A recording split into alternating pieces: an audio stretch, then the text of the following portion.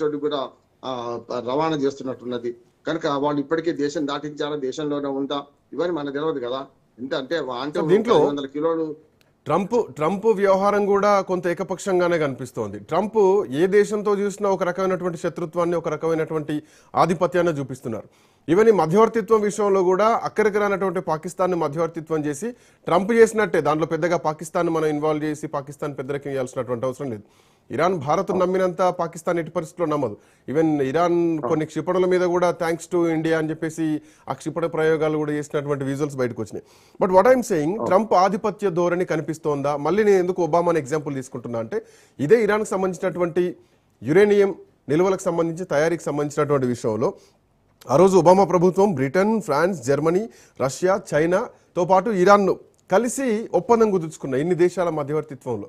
So ఇప్పుడు ఎందుకు America మరి ఆ విధంగా మిగతా దేశాలను పిలవలేకపోతున్నాడు అంటే, ఆయన కిరీటం పడిపోద్ది అనుకుంటున్నారా, ఆయనే సుప్రీం అనుకుంటున్నారా? ఆ ఉద్దేశంతో ఎవరిని ఇందులో ఇన్వాల్వ్ చేయకుండా మొండిపోకడ ఒంటెత్తుపోకడ పోతున్నారు అనుకోవచ్చా? ఉలిపిరి అందరిది ఒకే దారి, ఉలిపిరి పెట్టేది మరో దారి అన్నట్టు. ఇప్పుడు ట్రంప్ కు ఒబామాకు అసలు పోలికే లేదు. ఒబామా చాలా మంచి డిప్లొమాట్. ఒక రకంగా నల్ల జాతీయుడైనా కూడా, ఆఫ్రికన్ జాతి నుంచి పుట్టినా కూడా అమెరికా ప్రజల మనల్ని చూరగొన్నారు, ఇంకా అవమానించారు. అమెరికా ప్రజలే ఒక రకంగా చెప్పినటువంటి నాయకులందరూ కూడా ఒబామాను అవమానించారు. అయినా సరే అమెరికా నా దేశం అనుకొని ఆయన పనిచేసిండు, మిగతా దేశాలతో కలిసికట్టుగలడు. అందుకని అసలు ఒబామాకు ట్రంప్ కు ఆకాశానికి భూమికి ఉన్నంత తేడా ఉంటుందండి. భూమికి ఆకాశం తేడా ఉంటుంది, సమస్య లేదు. ఆయన అమెరికా ప్రెసిడెంట్, ఈయన అమెరికా ప్రెసిడెంట్.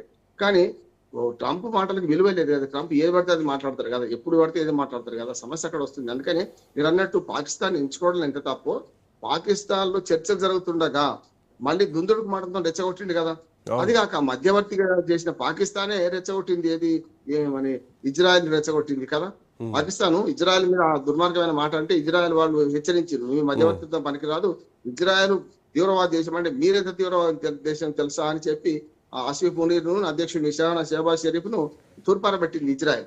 అంటే చర్చలు జరుగుతున్న కాలంలోనే ఇట్లాంటి మాటలు ఎవరు మాట్లాడారు? మధ్యవర్తి దేశం మాట్లాడింది. అందుకని ఇప్పుడు దోహాలో చర్చల కారణం ఏంటంటే, మెల్లగా ఇక్కడ షిఫ్ట్ అయింది, చర్చల వేదిక షిఫ్ట్ అయింది. దాని కారణం ఏంటంటే, దోహాలో మన ఖతార్ దేశంలో ఏ ప్రమాదం లేదు, ఇట్లాంటి పిచ్చి పిచ్చి చర్యలు చేయరు పాకిస్తాన్ లాగా అనే దాంతోనే వాళ్ళు దోహా ఖతార్ ప్రభుత్వం ఇటు పక్కన అమెరికాకు, ఇటు పక్కన మన ఇరాన్ కూడా దగ్గర సంబంధాలు కలిగి ఉన్నది. ఒకటి. రెండోది, నష్టపోతున్న దేశం కూడా ఖతార్. ఓ రకంగా చెప్పాలంటే ఇటు పక్కన ఈ దాడుల వల్ల గల్ఫ్ దేశాల్లో ఖతార్ అయింది, ఒమాన్ కానీ, యూఏఈ కానీ, బహ్రెయిన్ కానీ, ఇవన్నీ నష్టపోతున్నాయి కదా.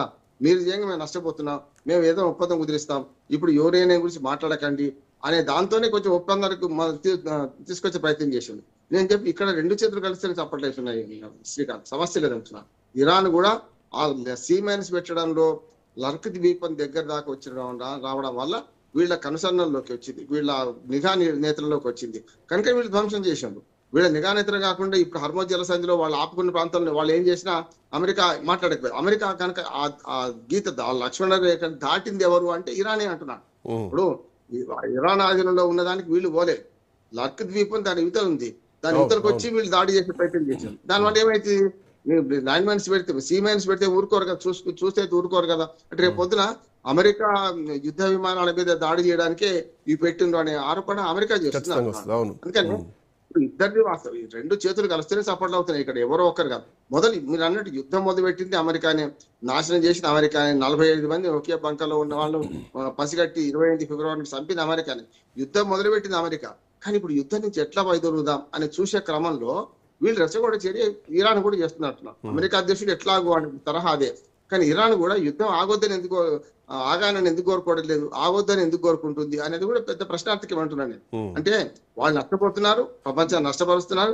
మనలాంటి దేశంలో ఇవాళ గ్యాస్ కొరత వచ్చింది. ప్రపంచంలో చాలా 20-30 దేశాలు అయితే పూర్తిగా బాధపడుతున్నాయి కదా. రేపు పొద్దున మనకు ఇప్పుడు యుద్ధం మొదలు పెట్టింది అమెరికానే. 2018లో ఆ కూటమి నుంచి బయటకు వచ్చింది కూడా అమెరికానే. సో అమెరికా బయటకు వచ్చి కఠినమైనటువంటి ఆంక్షలు ఇరాన్ మీద పెట్టింది కాబట్టి ఇరాన్కు అమెరికాకు ట్రంప్ వచ్చినప్పటి నుంచి వాడివేడి నడుస్తుంది. ఆఖరికి ఖమేనీ అంతం వరకు వెళ్ళింది. బట్ అక్కడితో ఆగే పరిస్థితి కనిపించట్లేదు. ఈ వ్యవహారం ఇప్పుడు చూసినా కానీ శాంతి చర్చలు ఇప్పట్లో జరిగేటువంటి పరిణామాలు ఉన్నాయా, ఎట్లా చూడొచ్చు? ఆగిపోతుంది అని నేను అనుకుంటున్నాను. ఎందుకంటే ఇప్పుడు చర్చలు అయితే మొదలైనవి. ప్రధానమంత్రి స్వయంగా ఖతార్ ప్రధానమంత్రి పాడుకుంటున్నాడు. కనుక ఇటువంటి రెచ్చగొట్టే చర్యలు కొంత అంతరాయం కలిసి అవరోధం కలుగుతుంది. కనుక దీని అసలు విషయం తీసుకోకుండా యుద్ధం ఆగాలనే లక్ష్యం ఉన్నప్పుడు ఇటువంటి చిన్న చిన్న విషయాలు పక్కకు పోతాయి అంటున్నాను నేను. యుద్ధం ఇప్పటికైనా ఖతార్లో ఏదైతే దోహాలో జరిగే చర్చలు సఫలమైతే అనుకుంటున్నాను. కొంతవరకు అమెరికా దిగి వచ్చింది, కొంతవరకు అనుభవానికి వచ్చింది కనుక ఇరాన్ కూడా దిగి వచ్చింది. ఇక్కడ ఉద్రిక్తతలని కంచి దగ్గర, అంటే ఉద్రిక్తతలని సముద్రం లోపల నడుస్తున్నాయి. వీళ్ళేమో భూమి మీద కూర్చొని చర్చలు చేస్తున్నారు కనుక దీని ఒక భయపెట్టే శత్రువును భయపెట్టే ఉద్దేశంతో అమెరికా కాదు శత్రువు మేము భయపడము అనే ధీటుగా జవాబిస్తున్నారు ఇరాన్. ఈ రెండింటి మధ్యన ఖతార్ చర్చలు సఫలమైతే నేను అనుకుంటున్నాను. ఇవాళ కాకపోతే రేపు కాకపోతే ఎల్లుండి మార్కు రూబియో వట్టిగా మాట్లాడు కదా, అమెరికా విదేశాంగ మంత్రి వట్టిగా మాట్లాడు కదా.